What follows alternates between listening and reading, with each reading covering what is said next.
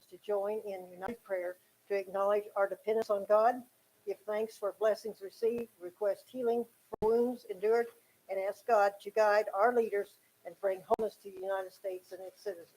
And whereas it is fitting and proper to give thanks to God by observing a day of prayer in the city of Arkansas City, Kansas, when all may acknowledge our blessings and express gratitude for them while recognize our dependence on God for our continued blessings and guidance.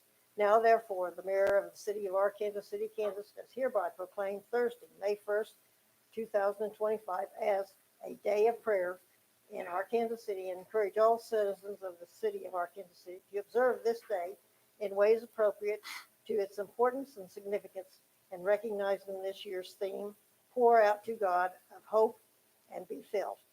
From the Bible verse, Romans 15:13.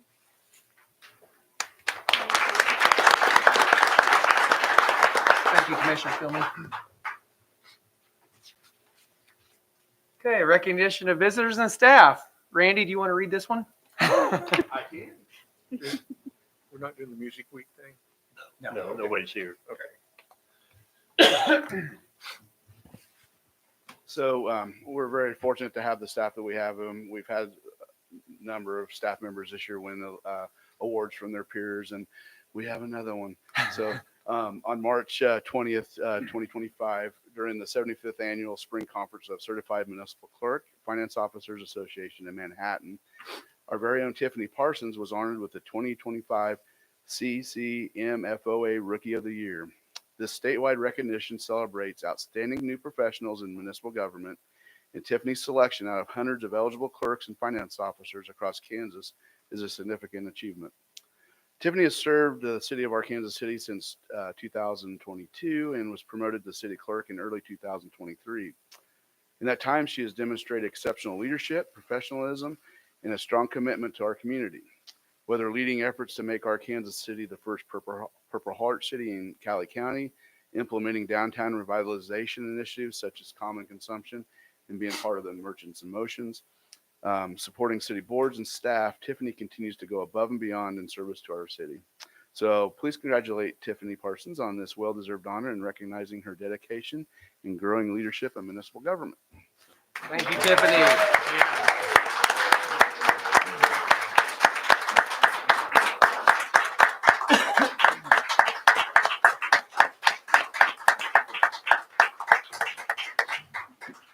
Good job.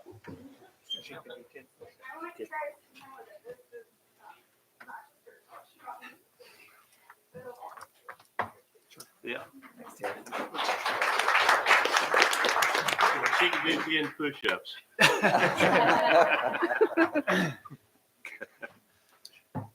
Consent agenda. I move we approve the consent agenda as written. Second. Any discussion? All in favor? Aye. Those opposed? Motion carries. New business.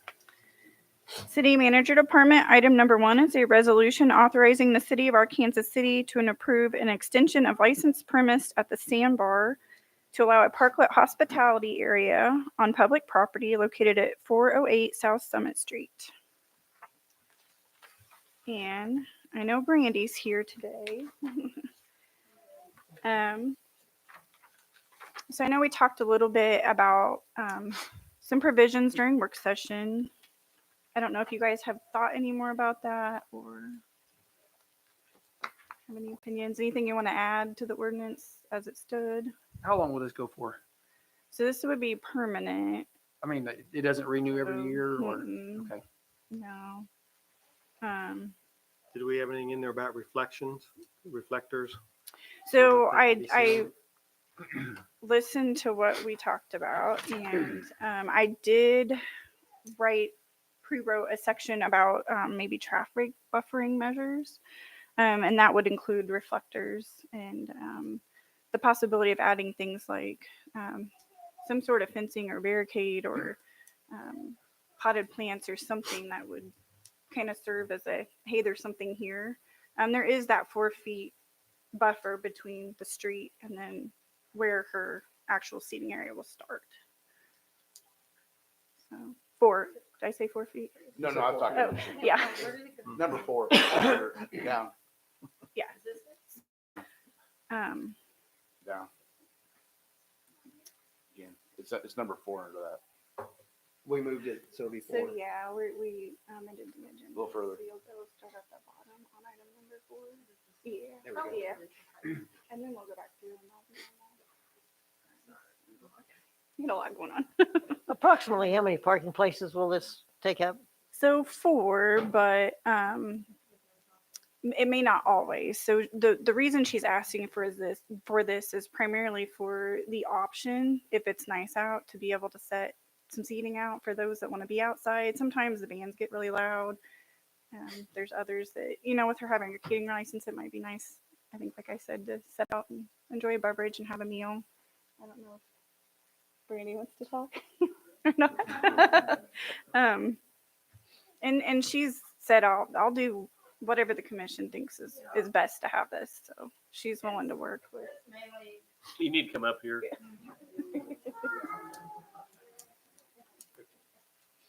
And state your name and your address. Randy Webb, 408 South Summit. It's mainly for people to go outside and have a drink. We do it during common consumption, and literally like 2 weeks ago when it was nice out, we went out there and dog got hit by like 3 bicyclers. So I mean, yes, I have a back deck, but sometimes people like to just sit and watch pretty much. So we just put some chairs out there. And it's not going to be, I mean, granted it's permanent, yes, in paper, but it's not going to be 6 days a week. It's not going to be, Does that actually come out onto the street or is it? yes. Okay. It's like exactly how I did the last 2 arc wells. Okay. It's just 4 feet back and just whatever she wants, we'll provide on.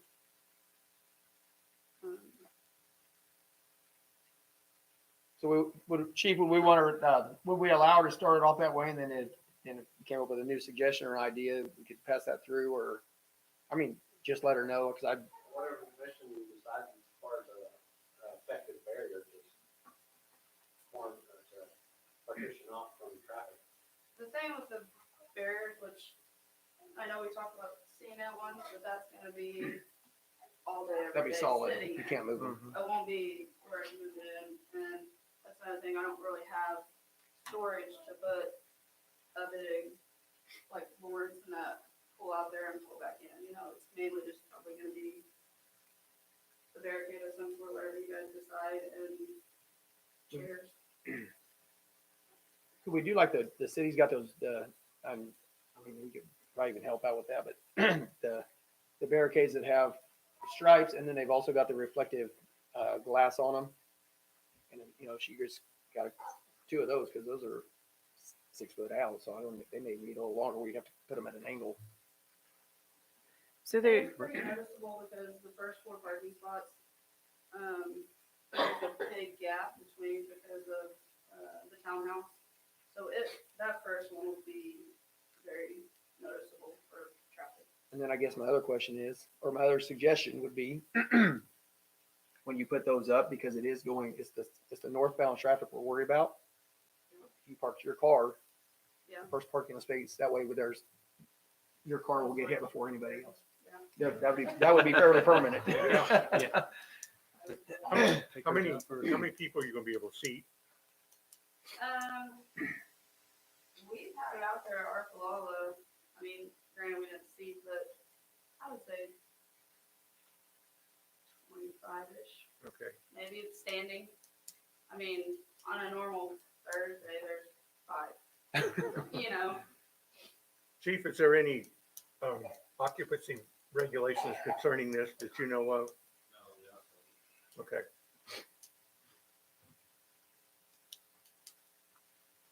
Well, I kind of think, we want to promote downtown, stuff and trying to get new things happening, and I don't think it's, she's done it before and didn't have any problems. And if we get into a problem, we'll have to deal with that problem when it comes. So I make a motion, the resolution authorizing the city of Arkansas City approve an extension of license for our premise at Sandbar to allow the Parklet Hospital area of public property located at 408 South Summit. Second. Any further discussion?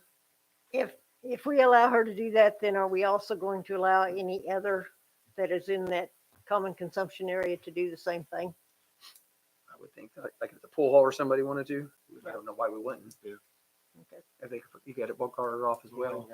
I was just thinking downtown area, Yeah, Right. that many parking places, not downtown. I mean, That's I it. was also thinking when Graves was cooking, it'd be very close to Graves to do it also. You know, Right. fun drinking, Sure. eating. Okay. I mean, a lot of towns, Wichita does it, you know, on the, and eventually if I ever do decide to get garage sales, you know, it'll flow into it. There you go. And that was one of the, so when you remember when South Dakota University came down and did their study of downtown, and that was one of the suggestions that they had for. right. Open things up. So I do have a question. Yes. With this resolution that we're passing, are we wanting to move forward with adding the buffering measures? Possibly. I can read what I kind of wrote for that in an amended resolution. Read that. So it would be item number 8 in the resolution, traffic buffering measures to protect partings and infrastructure, safety features such as planters, bollards, barricades, and wheel stops shall be installed at the perimeter of the parklet adjacent to active traffic lanes to further delineate the parking space from vehicle lanes. Reflective tape or paint shall be applied to all wheel stops, barricades, bollards, or planters if not already manufactured in place to enhance visibility during nighttime conditions. Is that kind of what I think we were that'll work. thinking? Okay. Yeah. And then the only other amendment I had that I talked to Brandy about was I had left in there the opening business hours till midnight each day, but she would like to operate this with hours at the sandbar. We had that provision in there when it was temporary, just for the Arkalala event. So, so from the one that was in the packet, this is what I did. So do we need to amend the motion to include all of those items? Or is that part of it? I think that's part of the. It's part of the motion. amended, yeah. So that's That's the one you're adopting. that's what we're sitting at right now. Yeah. Okay. Is everybody good with this? Are we for a vote? Okay, all in favor? Aye. Those opposed? Motion carries. Thank you. Keep the drunks out of the street.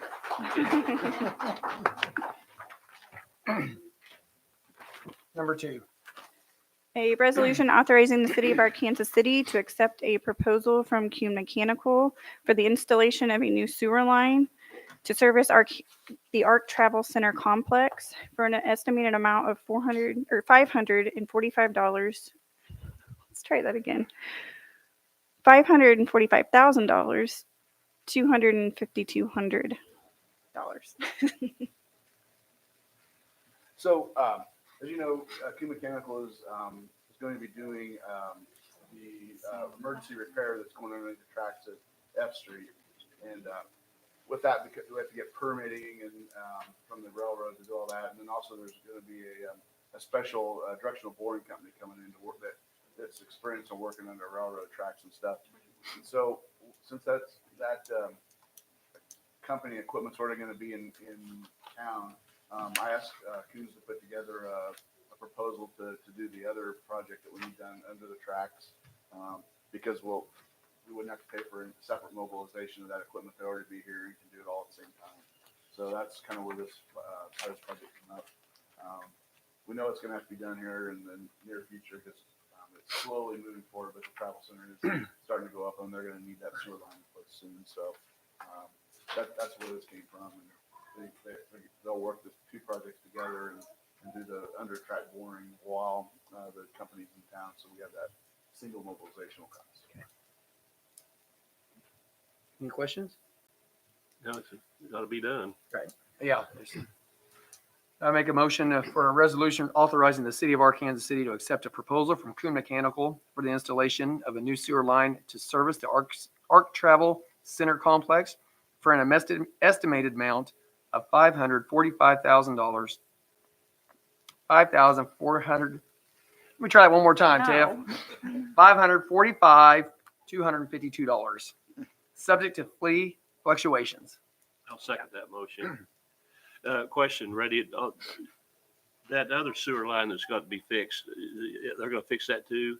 Yes. So it's right there in that same area, or, It's on F Street. Okay. So they're not far apart, but, so that'll be a different amount then. yeah, and you've already approved that project. It was, around $477,000, I believe, for that project. Is that one by the burn pit? Yeah, it's over in that area. Kyle's in here somewhere, I think, but yeah. Yeah, that's a 15-inch line, I believe, on that one of the tracks that needs to be replaced. And Jennifer, that's coming out of our sewer department? Okay, sewer, okay. What, the question is, the fee fluctuation, is that the railroad fee or? Yeah, it's those permitting fees and those types of things. So they're kind of estimated at this point. So we don't have a solid number on that. Did we estimate a little high? Hope so. So Okay. All right. We got a motion and a second. Any further conversation? Discussion? Okay, all in favor? This is, this is a voice vote. Okay. All in favor? Aye. Those opposed? Motion carries. Item number 3 is an ordinance exempting the application of KSA 41719C to allow the sale and consumption of alcoholic liquor at a designated area of Wilson Park from 11 a.m. to 10 p.m. during Takalala on May 3rd, 2025. And I do have some Takalala folks in here. So in the packets, we did put a map this year. This is an annual item that they asked for. This is the same time as last year. We did update a map. I got with Josh White upstairs. This map hopefully will be used by staff for future years and help us all out to understand as we work together on events like this, where barricades go, trash cans are in green, your picnic tables are in blue, and then the dumpsters are in red. And then you'll see around the bar and then close to the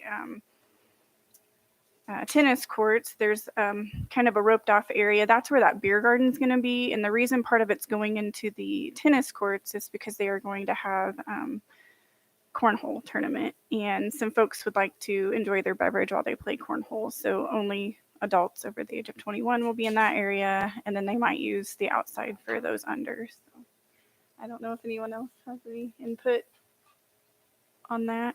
The, Do you have any questions? Okay, yeah. the adults in there playing, their kids can't come in and talk to them at the time.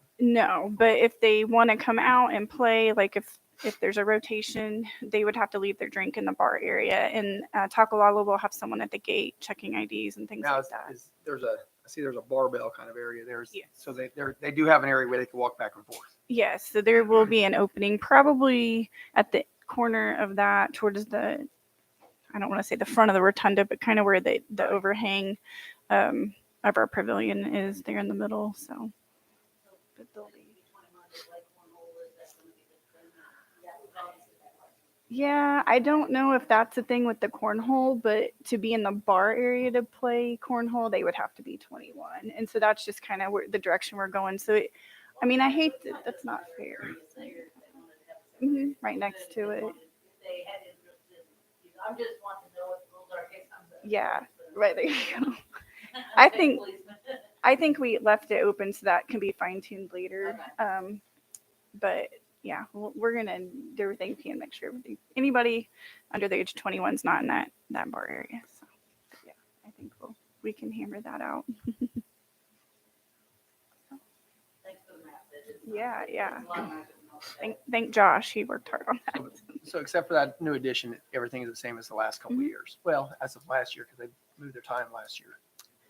Yeah, last year they moved the time up to serve. Mhm. And we haven't had any problems with it, so it's been a pretty, Not that I've heard. I always like to look at Think Chief's I- face when they say that to make sure he doesn't go, "Whoa, we did." If you only knew.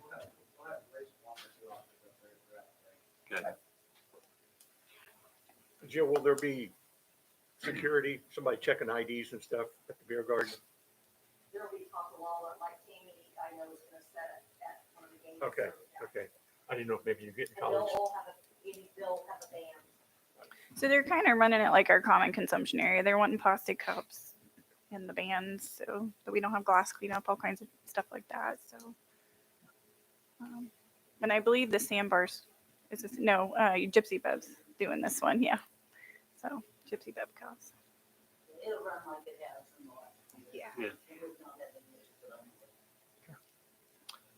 Move that we approve an ordinance exempting the application of KSA 41719C to allow the sale and consumption of alcohol liquor at a designated area of Wilson Park from 11 a.m. to 10 p.m. during Takalala on May 3rd, 2025. Second. Is that Spillman? Second. This will be a roll call vote. Commissioner Spillman, Yes. Commissioner Stover, Yes. Commissioner Tweedy, Yes. Commissioner Warren, Yes. Mayor Beeson. Yes. Okay, item number 4. An ordinance exempting the application of KSA 41719C to allow the sale and consumption of alcoholic liquor at a designated area of Wilson Park from 2 p.m. to 8 p.m. during the Merchants in Motion Spring Fling event on April 26th, 2025. So this is pretty much the same request Arcola was asking, Just or a second, just Tacola another was asking weekend, for. just the Yeah. next weekend, or the Yes. weekend before. They also are going to do probably a similar map. And I don't know if you've heard back on the cornhole. Talked to Ron today. Okay. and They don't have, they're not gonna be able to have it organized one. So I think we'll probably just keep it at the normal.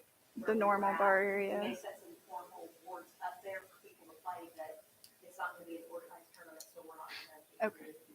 Okay.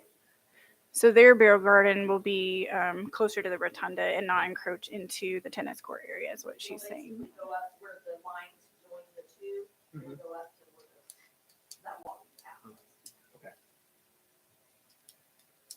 Sounds like the same things. Yeah. I'll make a motion that, for an ordinance exempting the application of KSA 41719C to allow the sale and consumption of alcohol liquor at a designated area of Wilson Park from 2 p.m. to 8 p.m. during the Merchants in Motion Spring Fling event on April 26, 2025. Second. Discussion? Okay, Could I have some clarification of what their spring fling is going to be, so we kind of have an idea? Yeah, I think we have a couple of Merchants in Okay. Motion folks here that can. So it basically, we're gonna have a live band there. We've got vendors that will be set up. We have food trucks that will be set up. Pumpkin Canes Ranch is gonna bring in some of their petting goats. We'll have bounce houses and an unorganized cornhole.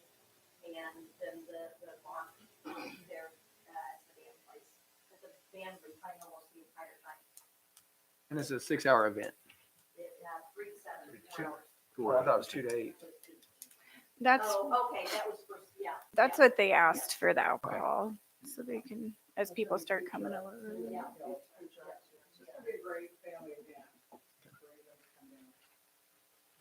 Thank you. Okay, it's a roll call event, or a roll call vote. Commissioner Spillman, Yes. Commissioner Stover, Yes. Commissioner Tweedy, Yes. Commissioner Warren, Yes. Mayor Beeson. Yes. City Attorney. Item number 1 is a charter ordinance of the City of Arkansas City exempting the city from provisions of KSA 12-1220 relating to libraries and providing substitute for additional provisions relating thereto, repealing charter ordinance number 19, amending municipal code to so reflect. Good evening, Mayor and Commissioners. Just a little history here. In the mid-2000s, the legislature recodified, and one of the provisions from KSA 12-1220 was part of that new subsection. And in, I think it was 2008, this body, not you all, but the City Commission, wrote and passed Charter Ordinance number 19. Charter Ordinance number 19 addressed what KSA 12-1220 did not, and that is an outside limit for mills. And so the levy could not exceed 6 mills for any levy that was given on behalf of the library each year.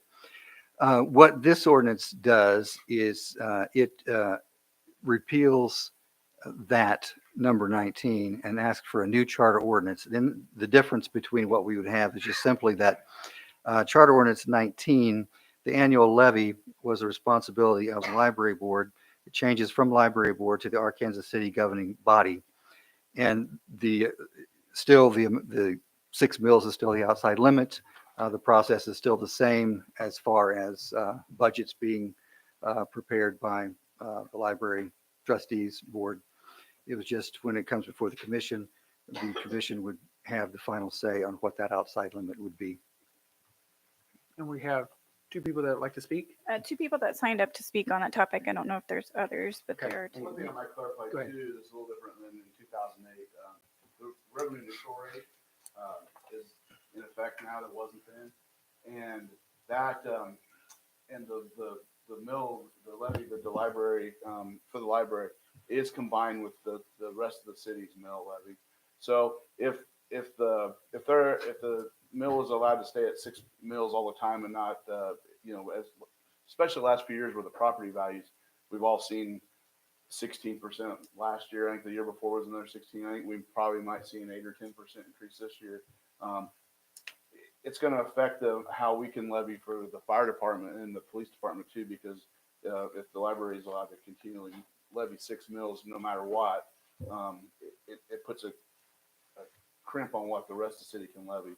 So having that control and being able to balance that out is like the elected officials' responsibility, and so you guys are accountable to the citizens for the taxes, and so it just seems that would be where the final say should be. Should have the final say. So that's kind of the reason also behind it. And this, is that the way it was prior to 2008? Is that? No, before the revenue neutral rate, and so before the revenue neutral rate, you didn't have that kind of that cap you had to stay under without having to go through the notifications and the hearings and things like that. So this new way that we're levying taxes and stuff wasn't in place then. So you could. And the other problem too is you weren't seeing those large increases in valuations during those years either, like we have been lately. So if you kept your mill levy steady each year, and you might see maybe a 2% increase in valuations overall. So you weren't seeing these big jumps in taxes that have been going on the last few years. So again, just not controlling what they do, but having the ability to have the final say, since you are the elected officials and are responsible to the citizens. All right, Tiffany, who you got signed up? And Travis Pierman is here. Okay.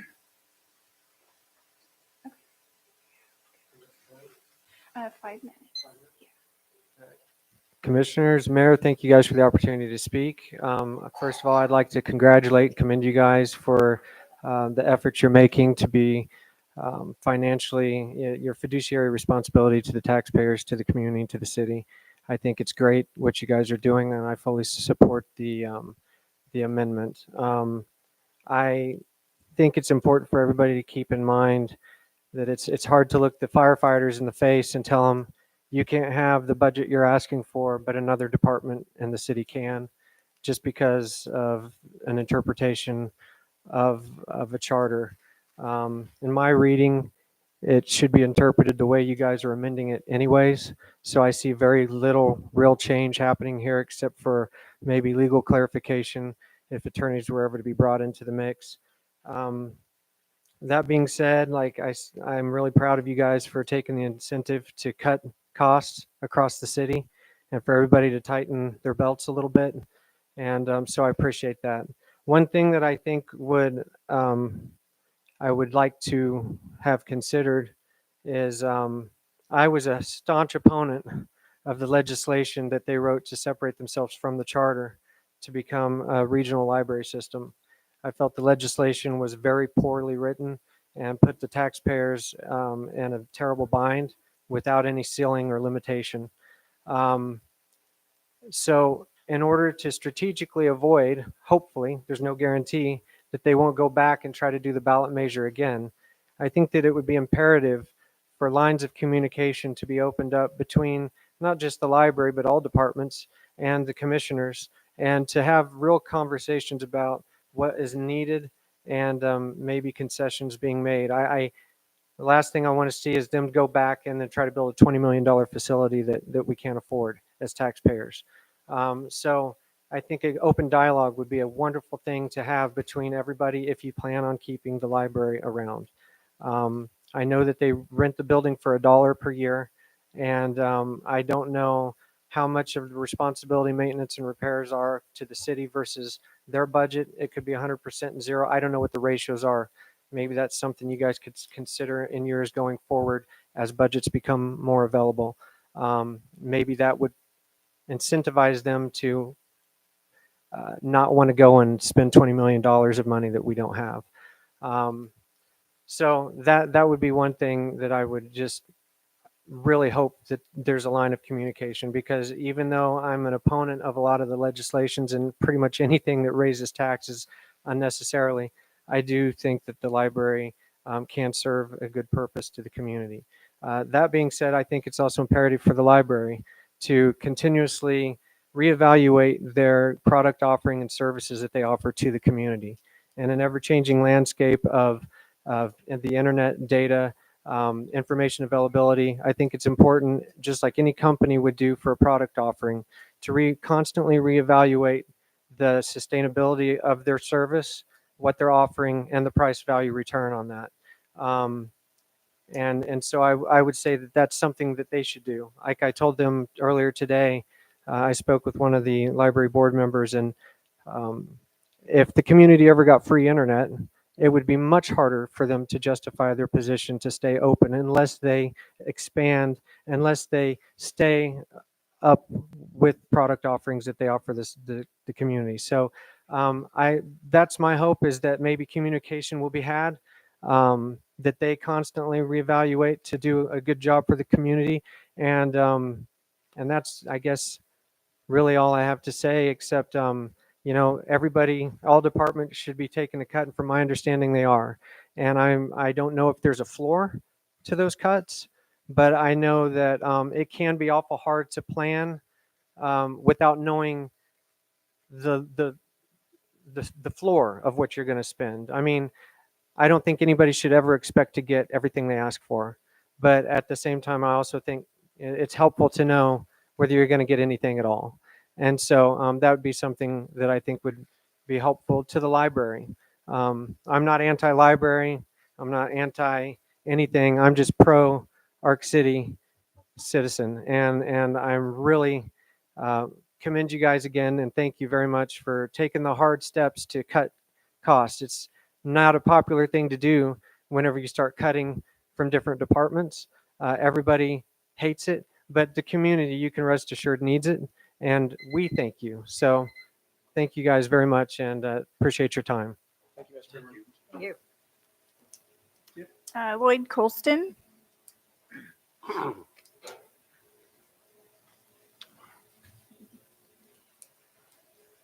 Mayor, Commission, thank you for letting me approach you with this topic. When I read the proposed agenda, I thought two things. The first thing I thought about was it's about the money, and that has been evidenced by this meeting so far. It is about the money. The library requires, it's not a wish, it's a requirement. We have to have money to fix the building. I asked our city manager at least twice, according to my records, for a new revision of the agreement. Is that not correct? That's right. The agreement has yet to come to the library board. I don't know what you're proposing because I was blindsided by this. When you do corrective discipline, you talk to the people that are causing the problem. And apparently this commission thinks that the library board may be causing a problem, as evidenced by the statement that we're going to remove the designation of the library board in favor of you all running the library. That's not the case at all. That's what that says. No, No, it's not. It's just the final approval of the mill levy is what this is about. And we never in the library board took it upon ourselves to determine what your contribution to the library would be. We simply stated that is our budget needs for the year. Fixing the building, for example. Revenue neutral. I'm proud of this city. Proud of this city because your predecessors took it upon themselves to not exceed revenue neutral. As I mentioned, when that happened that night, that commission sent a message all the way to Washington, D.C. Because if you're asking us to live within the budget, the citizens of this community, of this county, is asking not only the city of Ark City, but every jurisdiction in Cali County, the county school, the college, everything, the county commission, to live within the budget. I have to live within a budget. I can't overspend, or if I do, I end up bankrupt or I end up in jail. Those are two unpleasant choices that this city has imposed upon me because I'm a citizen of this United States. However, since your predecessors enacted revenue neutral, not a single jurisdiction in this county has done that, including this one. If you're going to enact this corrective discipline without due process to the library board, tell us what we did wrong to get to this point. And having said that, if you do this, why do you need a library board? Thank you for your time. Thank you, Mr. Colvin. Mindy would also like to speak.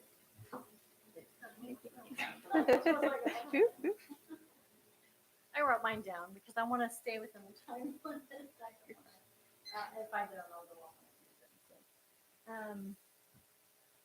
I want to start by saying, like, I'm obviously a very strong library advocate and for the services that we provide. But I'm also, more than that, I'm very extremely pro-community because it's not just library-specific services that we provide.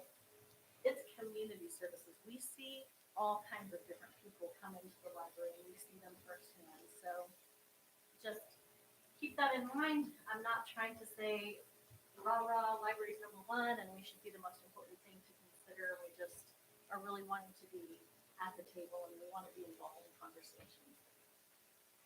But for the last 2 years, the library's hasn't received the full 6 mills it's requested. We did consult an attorney, just some history. We consulted an attorney who told us that we should have, and that by state law, library boards do determine their budget. We met with city administration a couple times over the issue. We kept them informed. We assured city leaders that the library wasn't interested in pursuing lost funding from what we didn't get. That wasn't even remotely an option because we really care about having a good relationship with the city. That's extremely important to us. And so it's not it's something that we're not trying to be petty or vindictive, and we're just really trying to advocate for the library and services. Especially when we know that there are so many, maybe even in this room, that don't use the library. Maybe they, and that's okay, but when you're not informed, it's really hard to make a decision about that. So if our levy had grown at the same pace that the cities has in the last 2 years, we'd be getting 8 mills right now. And that was an option that the board did consider before pursuing expanding our taxing boundaries. And we just didn't feel like that was fair because we didn't think that that burden should be placed on city residents when we have so many non-residents who also use the library. So it was just kind of this more equitable taxing structure that we were trying to advocate for. And a few weeks ago, at a work session, I stood before all of you and I advocated for inclusion in city planning.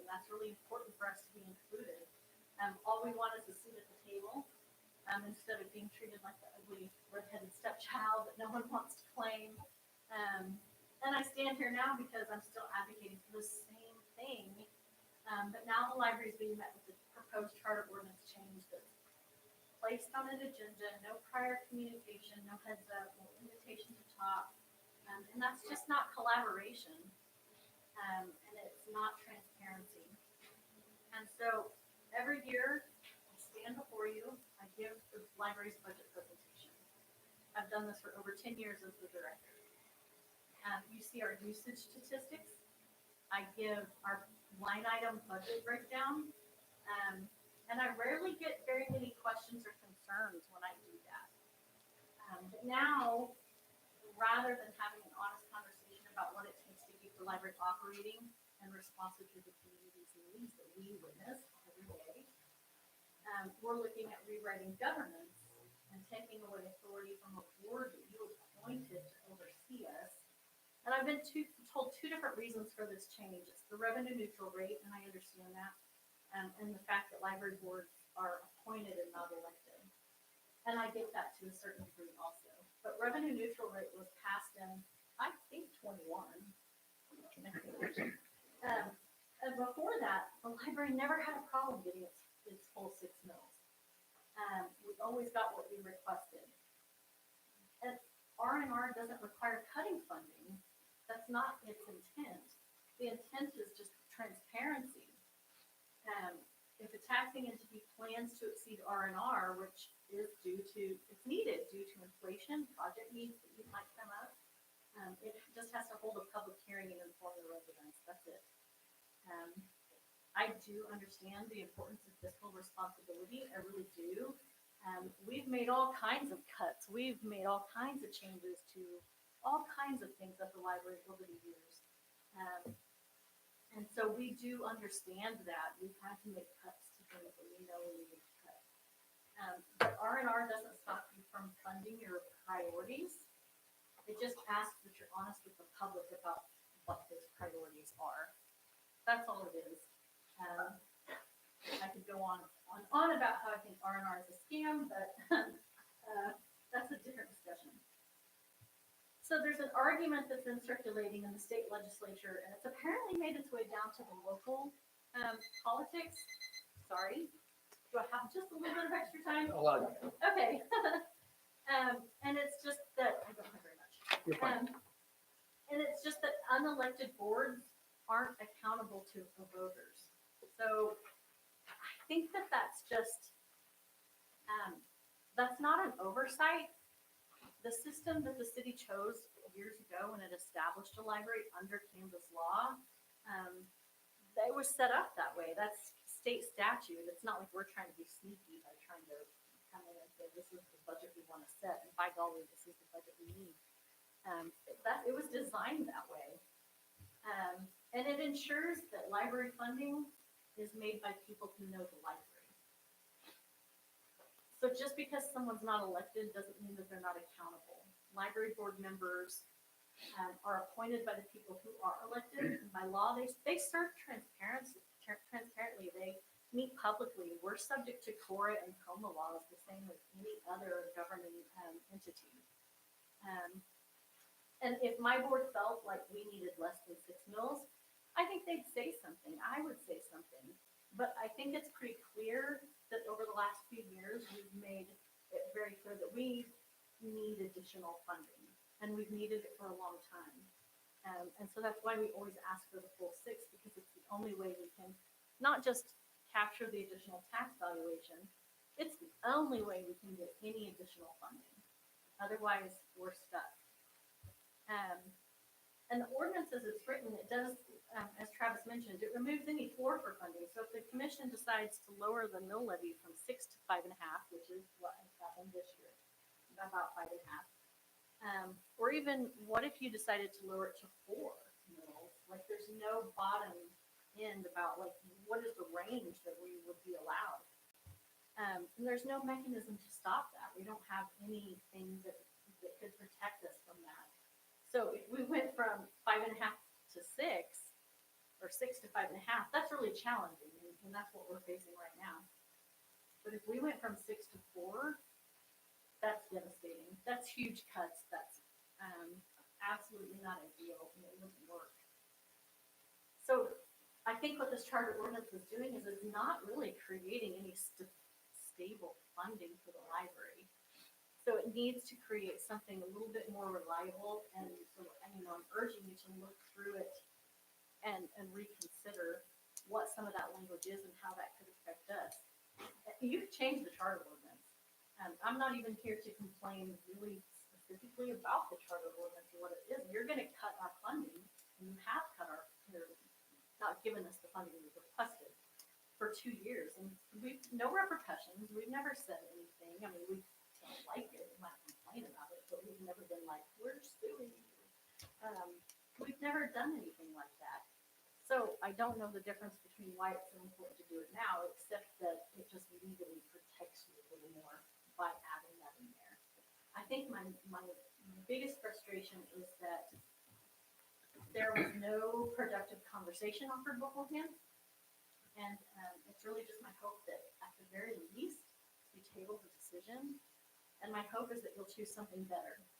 I hope you choose some dialogue. I hope you choose some more professional collaboration with us, like we're working together. I hope that you choose to value the library, not just in words, but in actions. And my hope is for you to join the library at the table. Please let us join the table and discuss the detail of the work that we do and that we still need to do. There's questions about the budget. People think we have too much money. And I would love to sit down and go budget line by budget line and talk about everything that we spend. And I'd love the feedback about what do you think that we're wasting and what do you think that we need. So I'm just asking that I hope that the people we serve and the services that we provide are worthy of your time in having these discussions before we make some decision about a charter ordinance. So, thanks. And thanks for the extra time. Okay, with that said, I make a motion for a charter ordinance of the City of Arkansas City exempting such city from provisions of KSA 121220 relating to libraries and providing substitute and additional provisions relating thereto, repealing Charter Ordinance number 19, amending municipal code to so reflect. Second. Any discussion? Yeah. We've had some good pleas tonight. I'm a little upset that we're proceeding with this. I would have loved to table it for future further discussion and maybe iron out some issues that we have going into this. So, that being said, I will probably vote no on this. Randy, there's no changes really take place what we're doing. I mean, they're still going to get their money. All it changes is just elected officials has the right to make the choice. That If we're having a rough year and fire has to make a 10% cut and police have to make a 10% cut and streets have to make a 10% cut, then library should be input in that as well. Yeah, one of these, again, with all these large property increases that we've seen in the last several years, several years ago when property values were staying fairly stable, maybe a couple of percent each year, we could sit with a 70 mil levy and get just enough increase to kind of keep up. And, but the last several years with these high increases, our mill levy's gone from 70 down to what's 54. So we're still bringing in more money, but with the higher valuations, the mill levy's dropping. So there's that dance between mill levy and valuations, and so some years, if you keep the mill levy the same like the last several years, those taxes would have went way up on people. And in other years, when you can keep the same mill levy for several years in a row because valuations don't change and taxes don't change a whole lot. So really tying it to a set mill isn't really responsible to our taxpayers, because there's going to be times we need to be more budgeting on numbers. And when we work with the library, it needs to be more about the dollars they need, not that we want 6 mills every year. It needs to be more about what the dollars are and so having the ability to work through that, and again, with you guys having the final say, helps with that. and I know where there was some concern about us going over the revenue. Jeannie, how much did we go over? I mean, we approved it and then making as many cuts as we could. How far did we go over? I think we were 2 mils over. So we kept it, we did our best to keep it as minimal as possible. There was a lot of cuts. I know Chief had some stuff on his wish list that got taken off. Chief Casaboom had stuff that was taken off. Everybody had things that were taken off. I just think that if we're giving haircuts, everybody should get a haircut. The other thing that came up, it almost came up this year, it didn't actually get a vote, but it came real close, was they were going to change the revenue neutral to a different style of budgeting where we would be allowed to only increase the CIP level. So whatever that is, whether it's 1%, 2%, or 3%, that'd be the max you could increase without a mandatory election of the citizens. And so there's things like that that are in play that, and we'll very likely see something like that come up next year because the legislature has made it a priority to get property taxes down. And so, and they always point at local government as the culprit for that. And so I think it's really important for us to be mindful of that and do everything we can to, obviously we have to fund the services for our citizens, but we also need to be mindful of trying to keep our property taxes in line. Mr. Colson. As I approach, I'm going to read this for the attorney's benefit. Replace the designation of the library board with the Arkansas City governing body in terms of being authorized to determine the annual tax levy.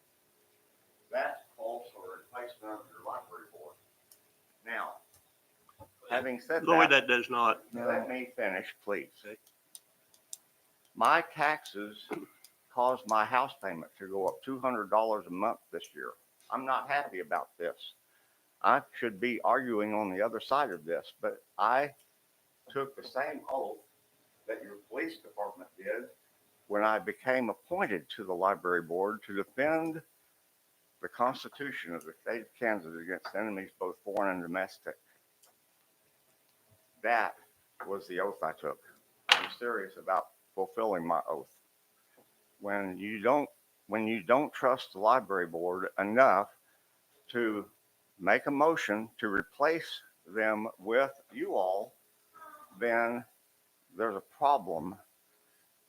There is a definite problem. And I would agree that you should table this for at least 90 days to give your city attorney a less insulting manner of addressing this issue, because number two, the library board doesn't determine the tax levy. You all already do that. Why is this even necessary? Thank you for your time. Larry, explain that. The statement is very specific as to what happens. And what the statement is that the statement is very specific as to what it says. The final determination of the tax levy is with the city commission. They will not, well, if they already have it, then you don't need to argue against it. Okay. But no, they will not sit as library board. They will not sit in the meetings. Well, one of them will because he's on the board. They will not do the planning. They will not come up and with Mindy to make all the rules or whatever else.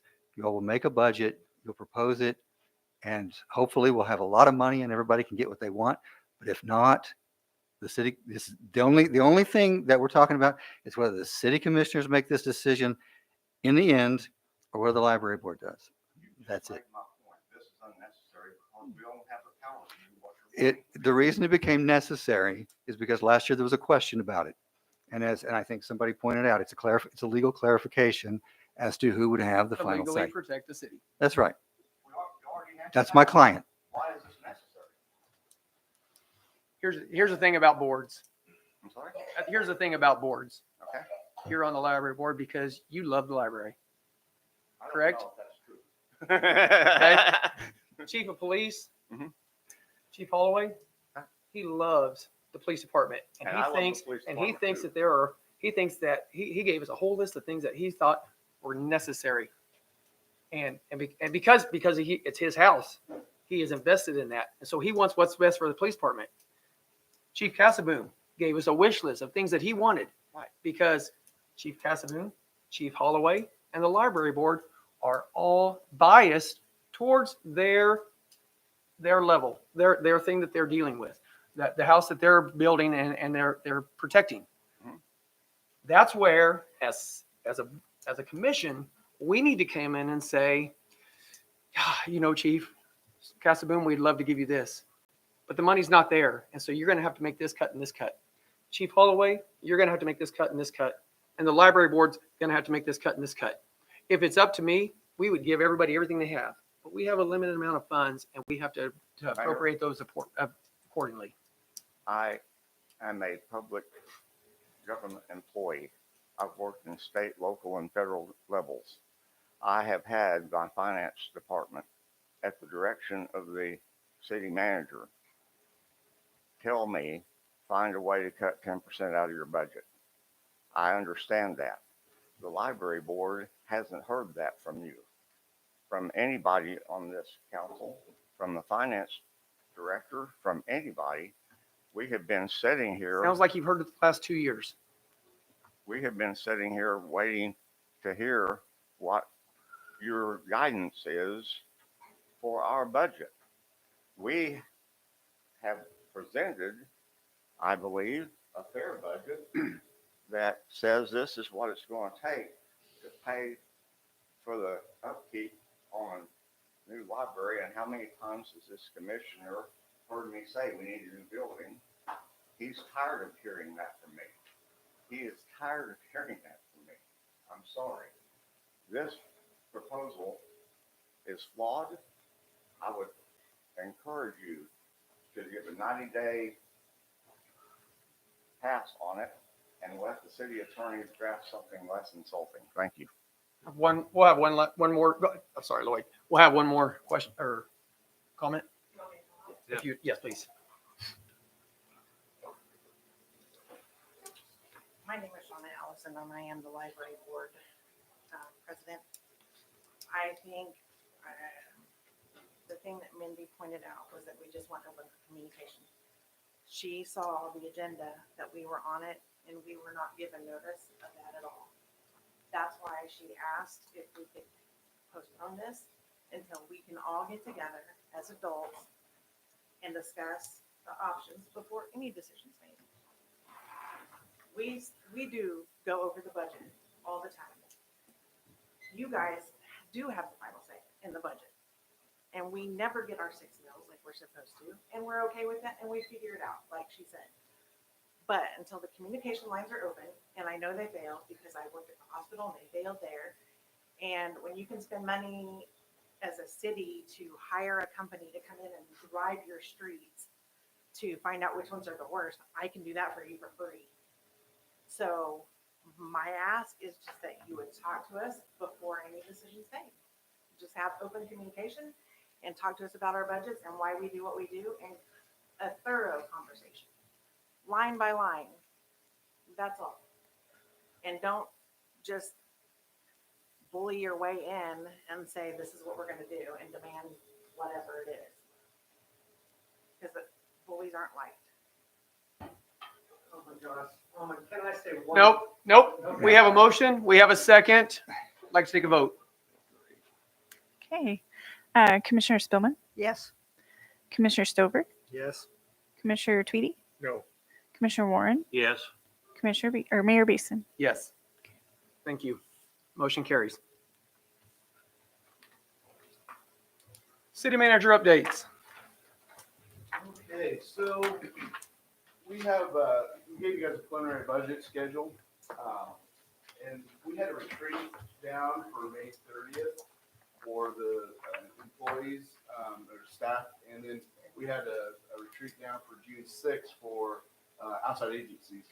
So state track meet is that weekend of the 30th. And so I know, I imagine you're going to be there. And I know Jennifer was going to be there. So we were wondering, go at a couple options. So one option would be to move all the budget retreat to the June 6th and have departments and staff in the morning and have outside agencies in the afternoon.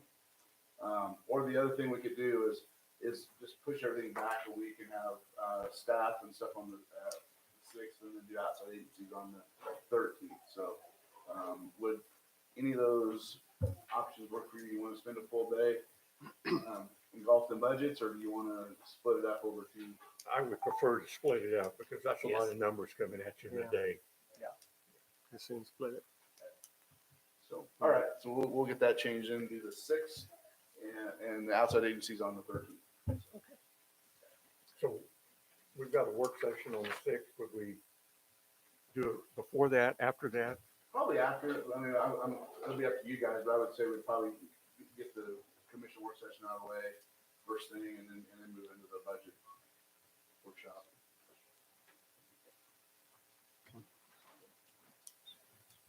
All right, so we'll proceed with that then. Then just some reminders, Saturday, April 5th, this coming Saturday, the Strothfield, those of you on Strothfield, we have a retreat, at the Fort County Mental Health Room. Also on Saturday, April 5th, there will be, there's a local group here called We the People. And they're gonna be holding a protest in Big Gibbons Park from 12 to 2. So just if you see a crowd of people there, that's what's going on. On Monday, April 7th is the Outstanding Student Reception at Brown Center at 6 p.m.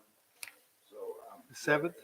It's on the 7th? All right. yes, Monday the 7th. Okay. So, I found out the number, what we've been giving you is wrong. We've been telling you the 8th, but Yeah, that's what I I had. think it was the 8th on last year.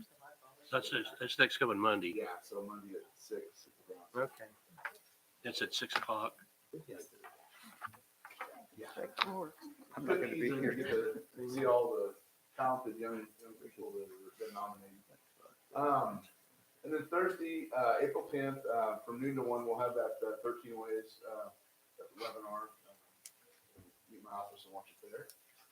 And then also at the same time on the 10th, Idea Tech will be having a ribbon cutting ceremony over in Big Gibbons Park. And then I think after that, we'll move over to the chamber office for celebration there. And just a reminder, Commissioner Warren and I will be going to the League Leaders Academy on the 11th and 12th. So that's a work session on the Yeah, 11th. so we might want to Call in. reschedule that or do it earlier in the morning or we can call in or something. So that Friday the 11th. So. And then on April 17th is a community impact meeting. So the Workforce Center out of Wichita, REAP is part of this too, and the Cali County Economic Development. They're having a community impact meeting. And I believe I put a flyer on your table for that. To kind of explain a little bit what's going on there. But that'll be at the South Central Kansas Hospital. So if you're interested in that, it's 11:30 to 1. So you can register for that or let us know if you're registered. And then Monday, April 27th, we'll have the second 13 Ways at noon from noon to 1. And then on the 21st in the evening at 6:30 will be the Outstanding Student Banquet at the Brown Center. So that'll be the dinner and where the winners are announced. One more time on that date, sorry. 21st. Okay. And 6 o'clock? Is it 6? 6:30 on that one. 6:30? I believe the invitations will be coming out soon on that too. Yeah. Okay, and then, last several years, we worked on getting into the community rate, CRS, it's a community rating for floodplains. It's similar to what you get for your insurance ratings for the fire. This is on floodplains. And so, Josh just got done with the renewal and we've been renewed for that. And what that ends up doing is giving folks that need flood insurance a discount on their policies since our community's in that program. But what it's showing is that we do all the things that we need to do for the floodplain management, making sure properties are doing what they need to do and that we're getting the right permits and people aren't building in the wrong areas and all that good stuff. So Winfield, Arc City, and the county's been working on our updated housing study. And so we just got that sent to us today. So I'll get a copy of it to you or send you electronic, but it's updating the last housing study with kind of needs we need. Yeah, and there was a bunch of survey work that was done across the county with residents and employers and workforce and that type of thing. So, just a good update on our housing needs and some ideas on how to go about funding it and things of that nature. So I'll get a copy out on that. So Jessica Falk with the county who's been doing economic development, she is going to be leaving, and so the county obviously hired that position. Winfield and our city helped fund it. So Lucas, the county administrator, asked me today, do we want to continue that relationship? Probably financial.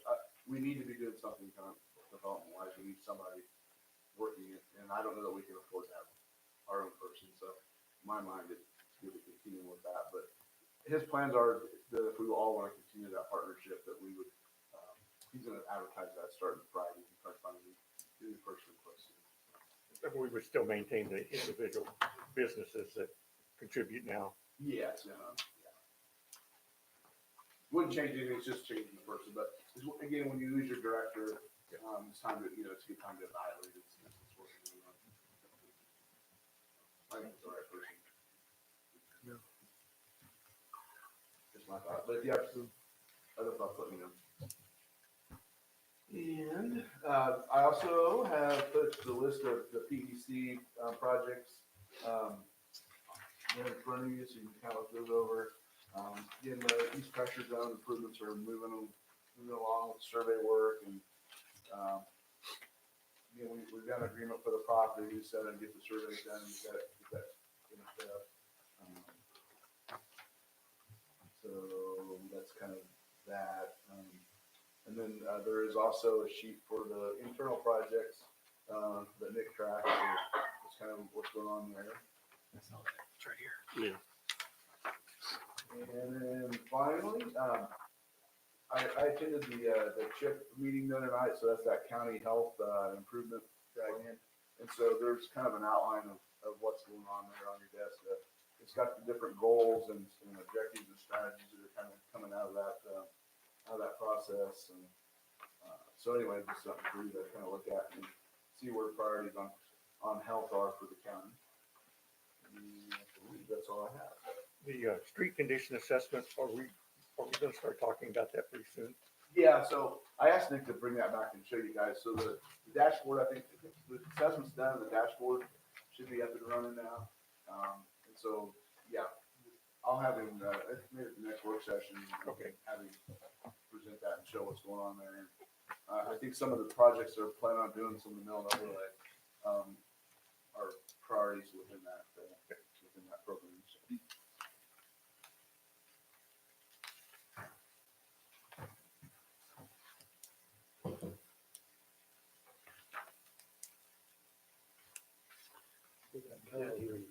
Yeah, Kyle?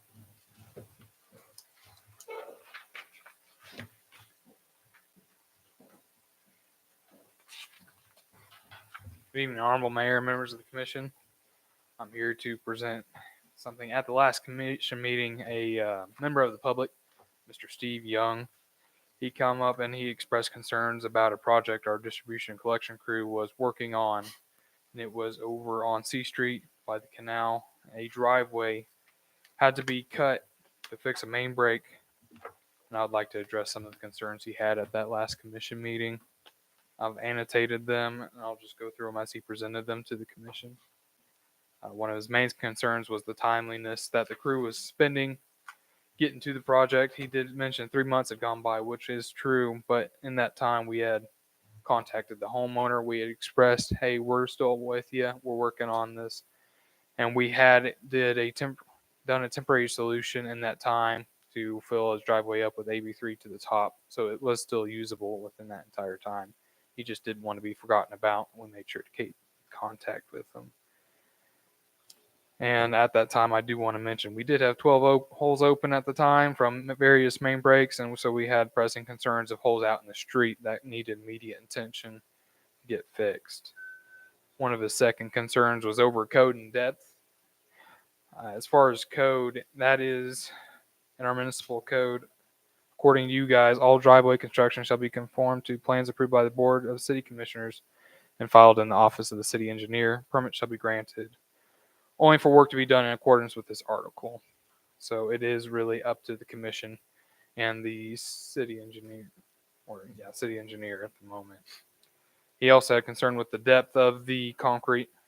The depth of the concrete, I went and I talked to the guys that had actually done the driveway, and it was only 4.5, 5 inches at the deepest.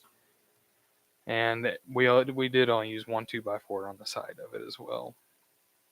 And then one of his last concerns was it a clamp or was it an actual line replacement? We did just clamp it, but if necessary, we'll just have to cut up and do it again until we get that line replaced. So, Kyle, thank you. It speaks volumes of you to go and follow up on this. It could have been easily ignored. You didn't do that. You went and followed up on it. You got some answers for him. You got some answers for the commission, and we appreciate you doing that and clearing everything up for us. Thank you for what you do, buddy. Thanks, Kyle. thank you guys for your time. Okay. We have anything from the public? I'd just like to say on the item of the economic development, Jessica leaving,